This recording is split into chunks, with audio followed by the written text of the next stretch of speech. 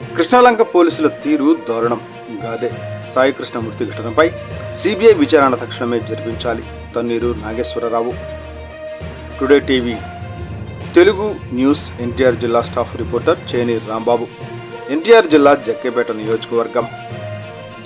నియోజకవర్గ YSR Congress party incharge Tanneeru Nageswararao కృష్ణలంకలో గాదే సాయికృష్ణ మృతి ఘటనపై తీవ్ర ఆందోళన వ్యక్తం చేశారు. ఈ ఘటనలో పోలీసుల వ్యవహార శైలిపై అనేక అనుమానాలు వ్యక్తమవుతున్నాయని, నిజాలు వెలుగులోకి రావాలంటే తక్షణమే సిబిఐతో స్వతంత్ర విచారణ జరిపించాలని వైఎస్ఆర్ కాంగ్రెస్ పార్టీ తరఫున డిమాండ్ చేశారు. సాయికృష్ణ తప్పు చేసి ఉంటే చట్ట ప్రకారం కేసులు నమోదు చేసి న్యాయపరమైన చర్యలు తీసుకోవడం సమంజసమేనని, కానీ శిక్షించే అధికారం పోలీసులకు లేదని అన్నారు. రాజ్యాంగబద్ధమైన విధానాలను పక్కన పెట్టి ఒక వ్యక్తి ప్రాణాలు కోల్పోయే పరిస్థితి ఏర్పడితే అది అత్యంత తీవ్రమైన విషయం అని పేర్కొన్నారు. సాయికృష్ణ కుటుంబ సభ్యులకు పూర్తి సమాచారం ఇవ్వకుండా అంత్యక్రియలు నిర్వహించారనే ఆరోపణలు అత్యంత బాధాకరమని అన్నారు. కుటుంబ సభ్యులు తమ కుమారుడిని అప్పగించాలని కోరినప్పుడు సరైన సమాధానం ఇవ్వకుండా తప్పించుకోవడం మరిన్ని అనుమానాలకు తావిస్తోందని పేర్కొన్నారు.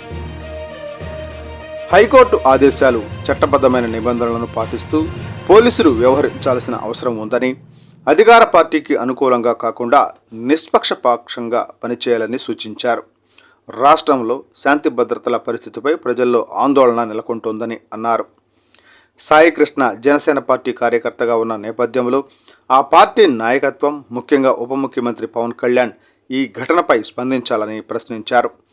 గాదే సాయికృష్ణ మృతి ఘటనపై స్వతంత్రంగా సిబిఐ విచారణ జరిపించి వాస్తవాలను ప్రజల ముందుకు తీసుకురావాలని, బాధ్యులపై చట్టపరమైన చర్యలు తీసుకోవాలని వైఎస్ఆర్ కాంగ్రెస్ పార్టీ తరపున తన్నీరు నాగేశ్వరరావు డిమాండ్ చేశారు.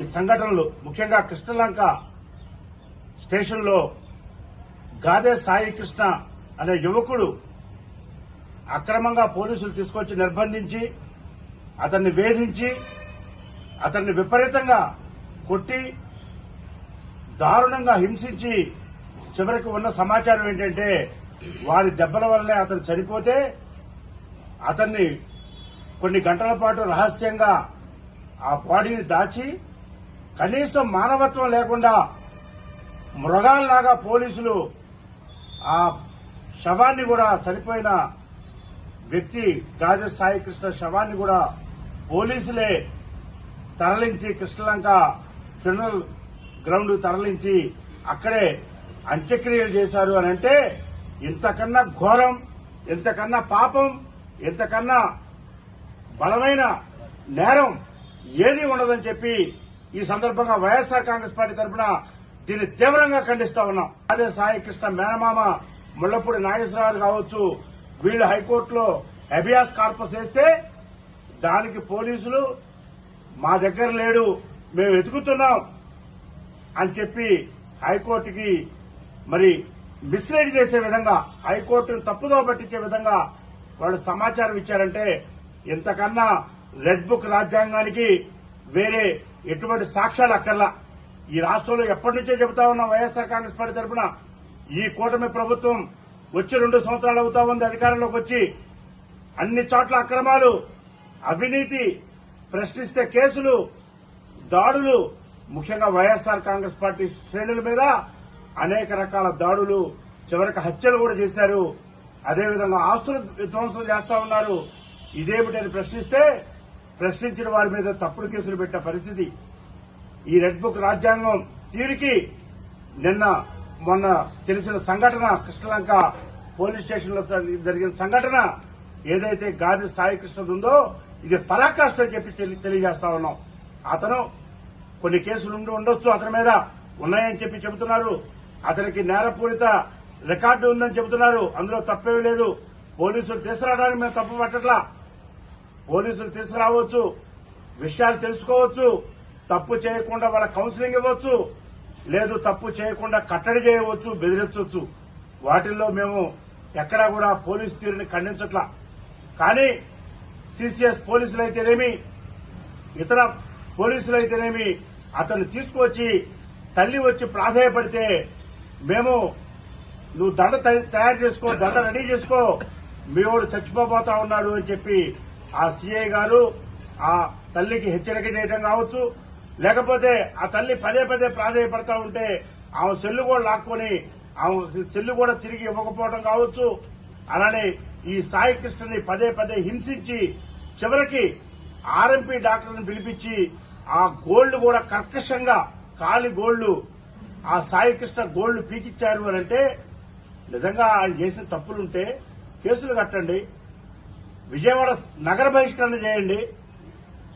అలానే ఇంకా ఏదన్నా మనకి చట్ట ప్రకారంగా ఏమైతే హక్కులు ఉంటాయో పోలీసులకి ఆ రాజ్యాంగబద్దంగా మీరు ఎటువంటి కఠిన చర్యలు తీసుకున్నా గానీ ఎవ్వరికి అభ్యంతరం లేదు.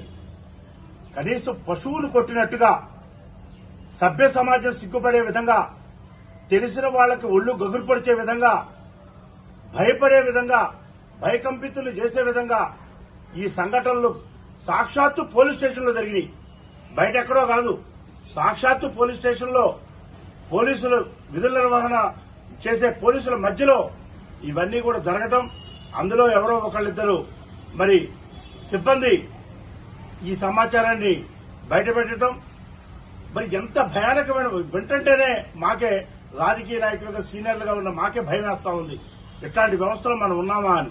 ఇవాళ గాదె సాయికృష్ణ అవ్వచ్చు, రేపు తన్నీరు నాగేశ్వరరావు అవ్వచ్చు, ఎల్లుండి పసుపేటి సత్య శ్రీనివాస్ గారు అవ్వచ్చు, లేకపోతే ఫటాన్ ఫిరోజ్ ఖాన్ గారు అవ్వచ్చు. కానీ ఇది మాత్రం ఘోరం.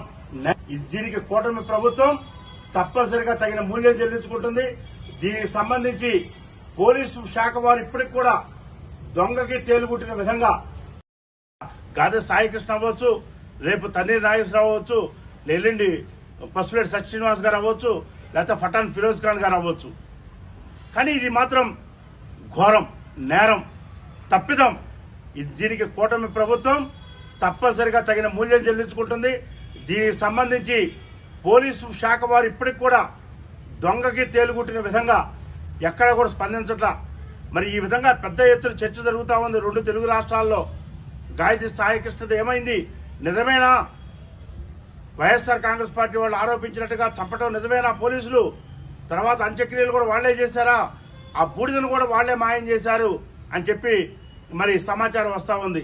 దీని మీద ఎందుకు 2 రోజుల నుంచి మరి విజయవాడ పోలీస్ కమిషనరేట్ పరిధిలో ఉన్నటువంటి కమిషనర్ గారు కావచ్చు, లేకపోతే డీసీపీలు కావచ్చు, ఎస్సీపీలు కావచ్చు, సీఏలు కావచ్చు, ఎందుకు స్పందించట్లా? ఎందుకు వాస్తవాలని ప్రజలకు తెలియజేయట్లా? ఎందుకు మీరు మరి హైకోర్టుకి మేము ఇంకా ఎదుగుతున్నాం, ఆయన తీసుకొచ్చి మేము హైకోర్టులో మరి అప్పచెబుతామని చెప్పి ఎందుకు అబద్దాలు ఆడుతా ఉన్నారు? అంటే వచ్చే వాస్తవాలు, ఫోటోలు, మీరు పోలీసులు కొట్టినట్టుగా వచ్చిన ఫోటోలు, అతనికి అనారోగ్యానికి అయినట్టుగా గోళ్లు పీకినట్టుగా ఉన్న ఫోటోలు, ఆ టేపులు అతికించిన ఫోటోలు, అవన్నీ తప్పైతే ఖండించండి. ఎవరైనా మార్ఫింగ్ చేస్తే చెప్పండి ఇవన్నీ మార్ఫింగ్ చేసిన ఫోటోలని. కానీ ఈ రాష్ట్రంలో ఉన్న ప్రజానీకానికి మొత్తానికి కూడా తెలుసుకోవాల్సిన హక్కు ఉంది, తెలియజేయాల్సిన బాధ్యత పోలీస్ శాఖకు ఉంది. దీని మీద అత్యంత సీరియస్ గా హోమ్ మినిస్టర్ గారి దగ్గర నుంచి, డీజీపీ గారి దగ్గర నుంచి అందరూ కూడా స్పందించాల్సిన అవసరం ఉంది. ఏదో సంబంధం లేని సబ్జెక్టులో కూడా హోంమంత్రి అనిత గారు స్పందిస్తూ ఉంటారు, ఓవర్ స్పీడ్తో స్పందిస్తూ ఉంటారు. ఇక్కడ ఒక పేద యువకుడు, 24 ఏళ్ల యువకుడు, ఎంతో జీవితం ఉన్నటువంటి యువకుడు, అతను అర్ధాంతరంగా పోలీస్ స్టేషన్లో పోలీసుల యొక్క కాఠిన్యం వలన, పోలీసుల యొక్క దాడి వలన, పోలీసులు కొట్టడం వలన చనిపోయారని చెప్పి ఇది కస్టోడియల్ మరణంగా భావించి దీని మీద ఇమ్మీడియట్ గా సిబిఐ ఎంక్వైరీ కూడా జరగాలని, ఇంకా వాస్తవాలు బయటికి రావాలని ఈ విధంగా జగ్గపేట నియోజకవర్గం వైఎస్ఆర్ కాంగ్రెస్ పార్టీ తరఫున దీన్ని తీవ్రంగా మేము ఖండిస్తూ, భవిష్యత్తులో ఎట్లాంటి ఘటనలు ఈ రాష్ట్రంలో జరగకూడదని ఇప్పటికే ఆంధ్రప్రదేశ్ పోలీస్ శాఖ తీరు దేశం మొత్తం కూడా గర్హిస్తా ఉంది.